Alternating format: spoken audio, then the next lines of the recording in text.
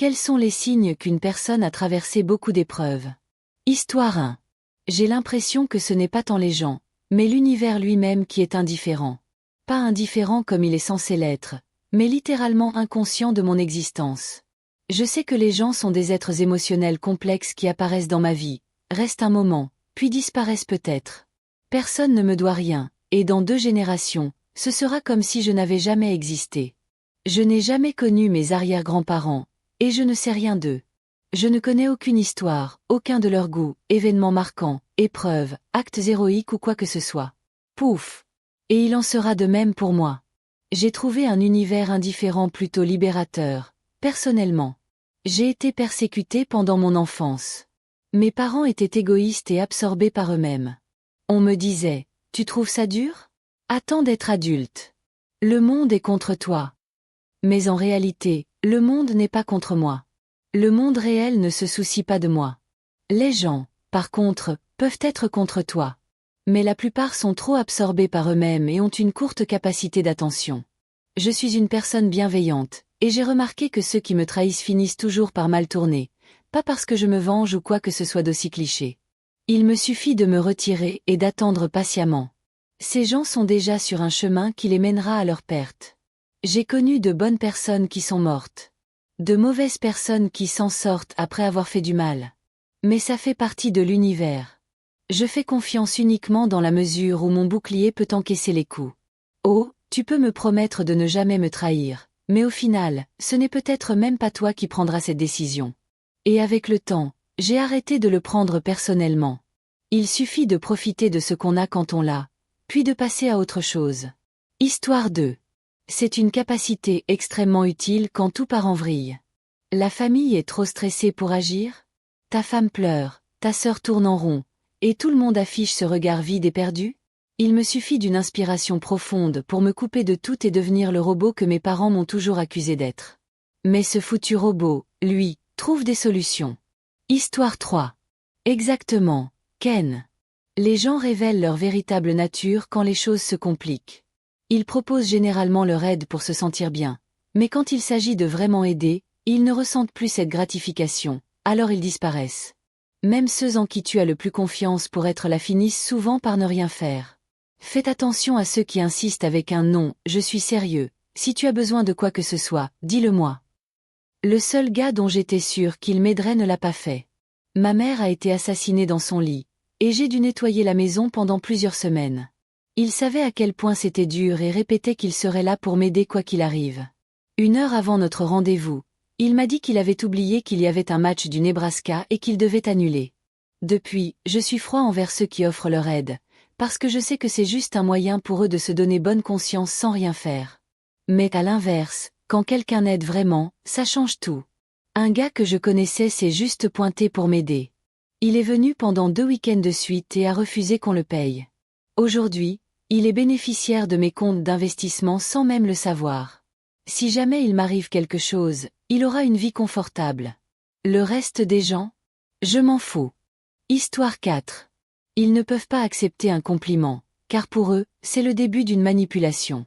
Ils n'aiment pas non plus recevoir des cadeaux, car ceux-ci sont généralement accompagnés de conditions, et ils ne sont pas prêts à devoir quelque chose en retour simplement parce qu'ils ont accepté le cadeau. Ils sont souvent farouchement indépendants, bien que certains prennent le chemin inverse et aient trop peur de faire quoi que ce soit seul. Histoire 5. Le besoin de plaire aux autres. S'excuser tout le temps. Une tendance à s'auto-blâmer. Ne pas être choqué par les choses horribles et trouver que très peu de choses sont réellement surprenantes. Être une bonne oreille attentive. Un manque de limites personnelles. Être solitaire. Silencieux. Éviter les gens et les foules. Fuir le drame. Ne pas s'intéresser aux ragots, aux conversations superficielles ou aux banalités. Avoir peu de contact avec sa famille. Parfois, j'aimerais ne pas connaître tout ça. Eddie, merci pour vos votes positifs et vos réponses. Aujourd'hui, je me sens un peu moins seule. Il y a encore de bonnes personnes dans ce monde. Continuez à vous battre et à apprendre chaque jour. Cœur rouge. Histoire 6. Un sourire sincère, mais avec une tristesse perceptible dans le regard. La capacité à se détacher émotionnellement des gens en un instant. S'excuser pour tout. Être gentil, sincère et empathique, Parce qu'on sait ce que c'est que de vivre un enfer et qu'on comprend que d'autres mènent aussi leur propre combat. Ne pas s'ouvrir facilement ni se montrer vulnérable. Avoir de l'humour noir. Être doué pour lire les gens et les situations. L'isolement volontaire, j'ai besoin de me recharger. Être considéré comme une vieille âme. Histoire 7. Ils sont en colère et pleins de ressentiment. Je vais peut-être à contre-courant en disant cela, mais en tant que personne ayant subi des abus dans l'enfance, été blâmée pour cela et incomprise toute ma vie. Oui, je suis en colère et remplie de rancune. Désolée. Mise à jour, merci à tous. À ceux qui vivent des expériences similaires, je vous comprends, vraiment. Histoire 8. J'ai grandi dans ce qui, par définition, est un culte de la mort. Et pourtant, après toutes ces années, j'ai encore l'impression d'être ridicule et dramatique en disant cela. J'ai vu le mal et ce qu'il fait aux gens, ceux que je considérais comme des amis et de la famille. J'en ai ressenti les effets de première main. Le mal n'est généralement pas flagrant. Il est insidieux et imite la normalité. Il finit soit par vous briser, faisant de vous une personne à peine fonctionnelle, un reclus incapable de gérer les normes de la vie, socialisation, santé, emploi, etc. Soit vous en sortez en ayant appris à canaliser la souffrance en empathie.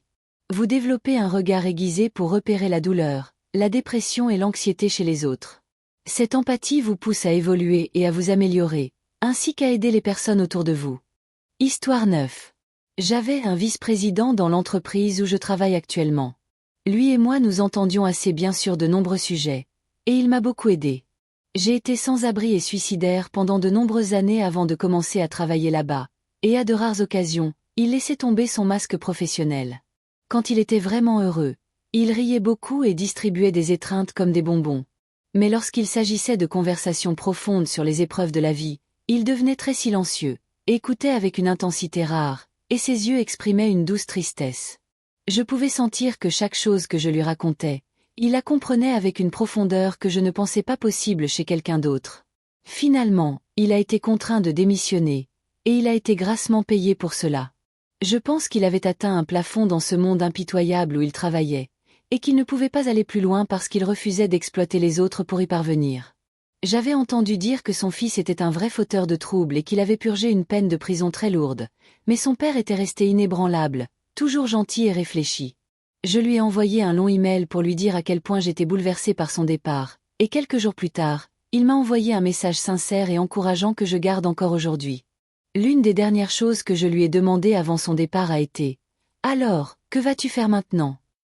Il m'a regardé avec ses yeux doux et m'a répondu « Je pense que je vais faire un peu de peinture. » C'est l'un des hommes les plus gentils et sincères que j'ai rencontrés, un homme qui porte un fardeau que lui seul peut porter, mais un fardeau que d'autres, qui portent aussi le leur, peuvent comprendre. Histoire 10. Il se connecte instantanément avec d'autres personnes qui ont vécu beaucoup de choses, avant même de réaliser que l'autre personne a aussi traversé des épreuves. Non, sérieusement, c'est comme un sixième sens. Histoire 11. Hypervigilance. Fixation sur les menaces potentielles, personnes dangereuses, animaux ou situations à risque. Réflexe de sursaut accru, plus susceptible de réagir brusquement au bruit soudain. Pupille dilatée. Rythme cardiaque élevé. Pression artérielle élevée. Évitement obsessionnel de certaines situations. Histoire 12. Être à la fois détaché et empathique. Ils ne veulent pas supporter le poids des relations qui tournent mal ou introduire ce chaos potentiel dans leur vie, car cela les a déjà brûlés par le passé, mais ils continuent malgré tout à se soucier des autres et à vouloir leur bien. Si je vois que la lumière s'est éteinte dans les yeux de quelqu'un, mais qu'il essaie toujours de faire le bien autour de lui, alors il gagne mon respect.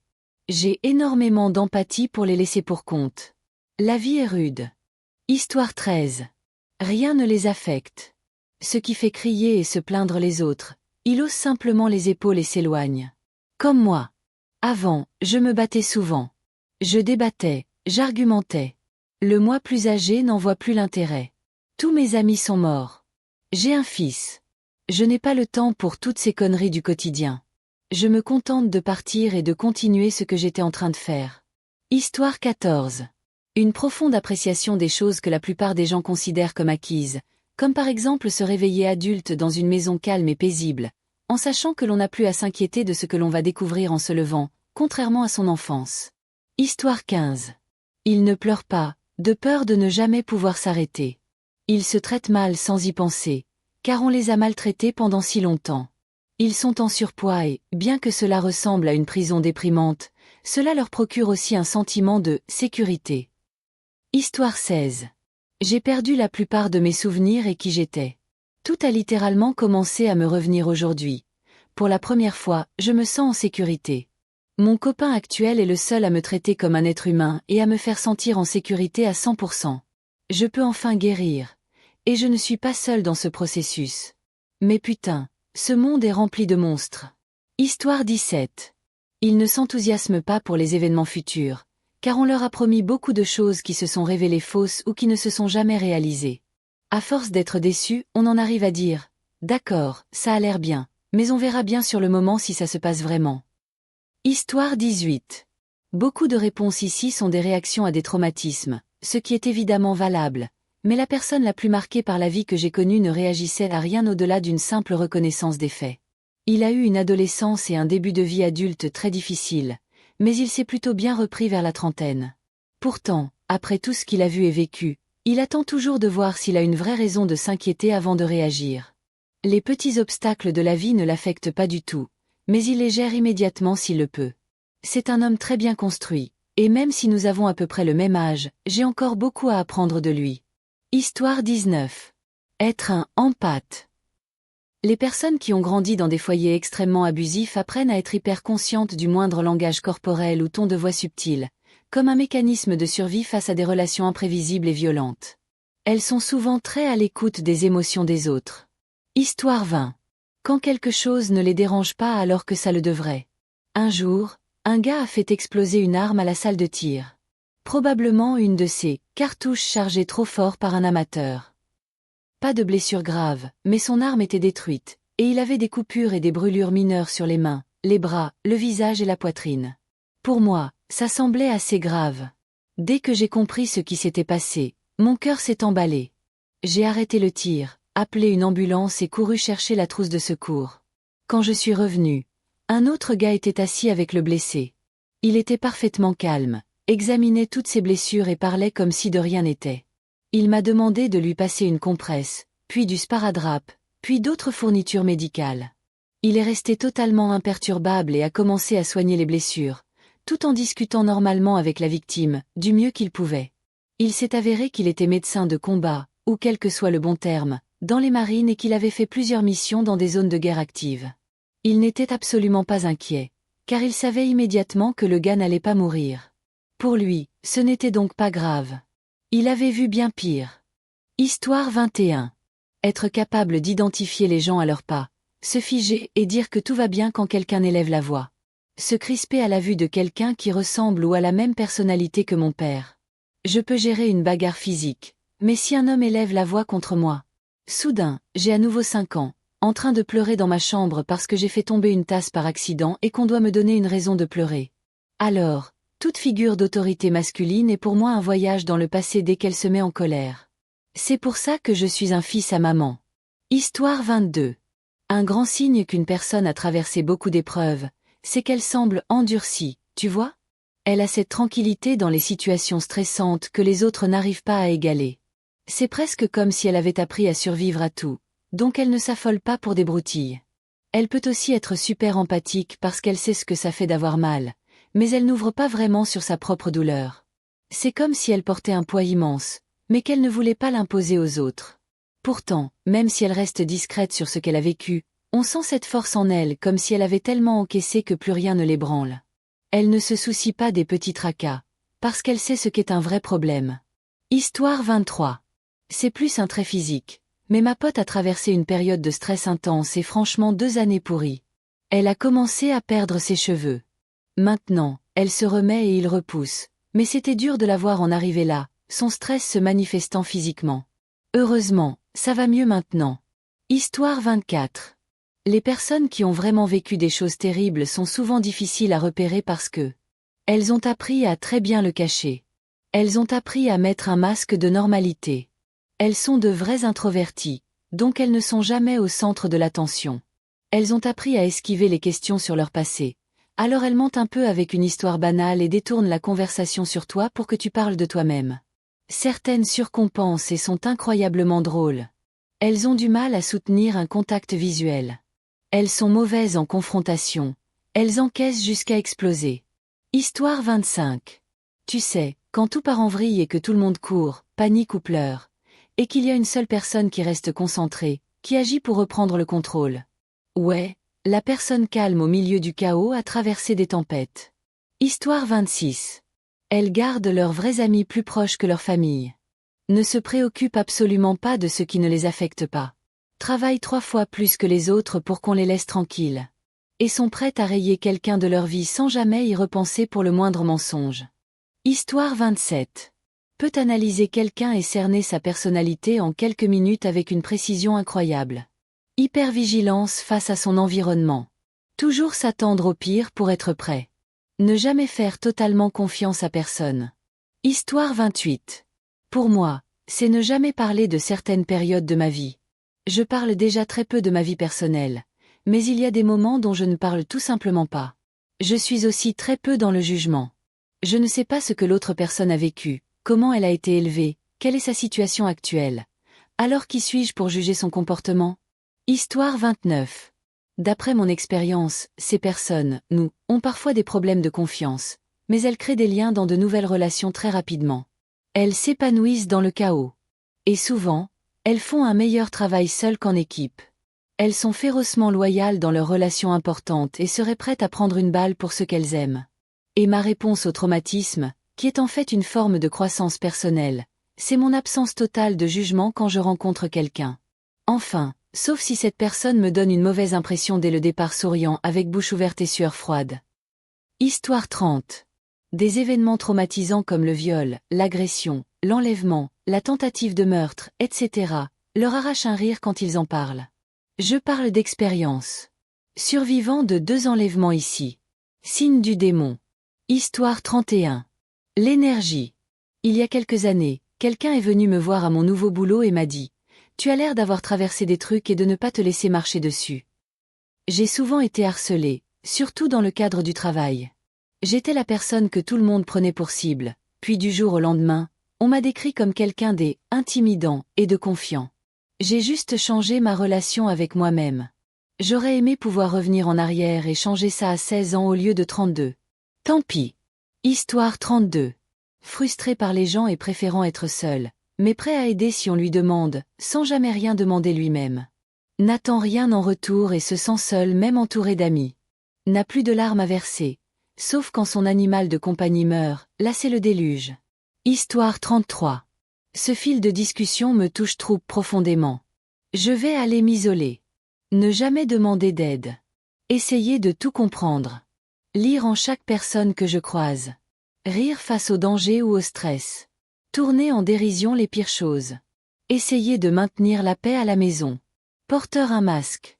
Comme toujours. J'ai perdu 45 kg et je fais du sport, alors au moins, j'ai ça pour moi. C'est déjà ça. Histoire 34. J'ai un trouble de stress post-traumatique, ce qui me donne l'air émotionnellement détaché, alors qu'en réalité, je me sens plutôt positif la plupart du temps. On m'a dit que je parlais toujours d'une voix monotone et que mes sourires et rires semblaient faux. Je ne m'étais jamais rendu compte que j'étais perçu comme ça avant qu'on me le fasse remarquer. Puis mon médecin m'a expliqué que c'était un signe courant de traumatisme. Parler constamment sur un ton monotone. Histoire 35. C'est un peu situationnel et nuancé, mais une interaction récente me revient en tête. Quand quelqu'un possède une sagesse et des conseils incroyables, mais ne les partage que si on lui demande, c'est souvent le signe qu'il a traversé de lourdes épreuves. Il faut énormément de discipline et de maturité pour être une source de connaissances tout en sachant ne pas l'imposer aux autres à moins qu'ils ne le demandent. Apparemment, c'est une réponse au traumatisme. Histoire 36. Un changement de foi. Soit on l'avait et on l'a perdu, soit on ne l'avait jamais et on l'a trouvé. La cruauté arbitraire peut pousser quelqu'un à penser « Mon Dieu ne permettrait pas cela, il ne peut pas exister ». Ou au contraire « Je ne peux pas supporter ça sans y voir un sens divin ». Histoire 37. Les liens traumatiques et la codépendance dans les relations, la peur de l'échec, le comportement erratique, une extrême empathie ou, au contraire, une froideur totale. Il existe tellement de façons dont le traumatisme se manifeste, et parfois, elles sont complètement opposées. La vérité, C'est que nous laissons ce que nous traversons nous façonner ou nous briser. Beaucoup de gens endurent d'immenses épreuves dans leur vie, mais ils doivent choisir comment guérir et comment avancer pour grandir à travers leurs expériences, ou bien devenir une personne brisée, prisonnière des conséquences de son traumatisme.